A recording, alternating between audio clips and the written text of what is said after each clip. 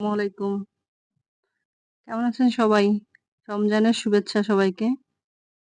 আজকে আমি খুব ইজি একটা রেসিপি তৈরি করব। এটা আপনারা ব্যাচেলর যারা আছেন তারা খুব সহজে বানিয়ে খেতে পারবেন। এছাড়াও নতুন রাঁধুনি যারা নতুন বিয়ে হয়েছে যাদের সবাই রান্না করতে পারবেন এটা। ১ম এ আমি ৩ টে ডিম ভেঙে নিয়েছি। তার মধ্যে পরিমাণ মতো লবণ দিয়ে দিচ্ছি এখানে চাট মসলা। এরপর দিয়ে দিব একটু স্বাদের ম্যাজিক মসলা।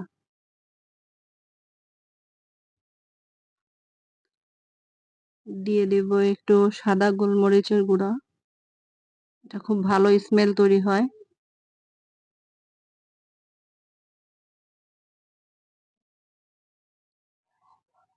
দিয়ে দিব ধনিয়া পাতা।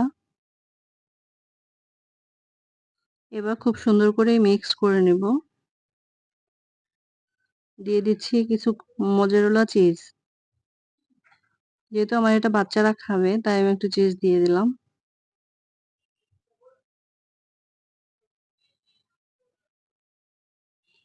এবার আমি একটা প্যানে ২ কিউব বাটার দিয়ে দিচ্ছি।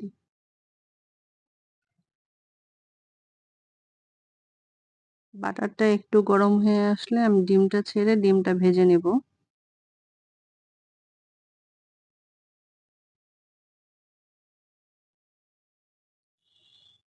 রমজানে কমন রেসিপি তো সবাই খান। এবার একটু আনকমন রেসিপি দেখেন, ট্রাই করে দেখেন, নিশ্চয়ই ভালো লাগবে।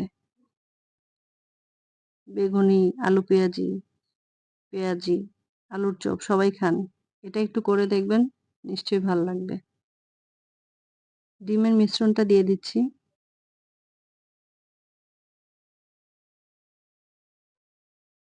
এবার এটা একটু সময় নিয়ে ভাজতে হবে। সাথে আমি নিয়ে নিয়েছি একটু ব্রেড ক্রাম্ব। ওদিকে ডিমটা ভাজা হোক, আমি এদিকে ব্রেড ক্রাম্বের সাথে আমি একটু কর্নফ্লাওয়ার মিক্স করে নিচ্ছি। ৩ টেবিল চামচের মতো আমি কর্নফ্লাওয়ার মিক্স করব। আমার চামচটা ছোট তাই একটু কম করে উঠছে। আপনাদের কাছে হয়তো মনে হবে যে আমি অনেকগুলো বেশি দিয়ে ফেলছি। আসলে এখানে ৩ টেবিল চামচের মতো কর্নফ্লাওয়ার দিয়ে ব্রেড ক্রাম্বের সাথে মিক্স করে নিচ্ছি। এখানে আমার ডিমটা ভাজা হয়ে গেছে। এবার আমি ডিমটাকে পিস করে নিব ছোট ছোট টুকরো করে। আপনারা আপনাদের ইচ্ছা মতো শেপ দিয়ে কাটতে পারেন।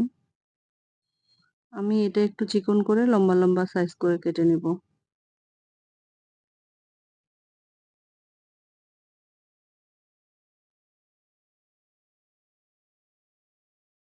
ডিম তো আমরা কম বেশি সবাই পছন্দ করি। পছন্দ করে না এরকম মানুষ খুব কম আছে। সারাদিন রোজা রাখার পরে ডিমের একটা আইটেম খেতে পারলে ভালোই লাগবে। এতে প্রোটিনও পাওয়া যাবে, খেতেও সুস্বাদু লাগবে। এটা চাইলে আপনারা আরেকটা ডিম ফিটিয়ে ওটাকে কোট করে নিতে পারেন। তারপর ব্রেড ক্রাম্ব দিতে পারেন। কিন্তু আমি সরাসরি ব্রেড ক্রাম্বে দিয়ে দিচ্ছি।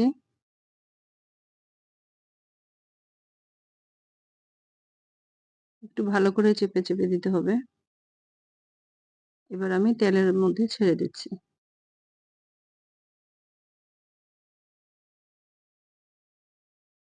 তেলটা বেশি গরম হওয়া যাবে না, তাহলে ব্রেড ক্রাম্বটা পুড়ে যাবে। দেখুন কি সুন্দর হয়েছে আমারটা। একটু ভেঙে দেখিয়ে দিচ্ছি। খেতে খুব মজা হয়েছে। কেমন লাগলো জানাবেন। আল্লাহ হাফেজ।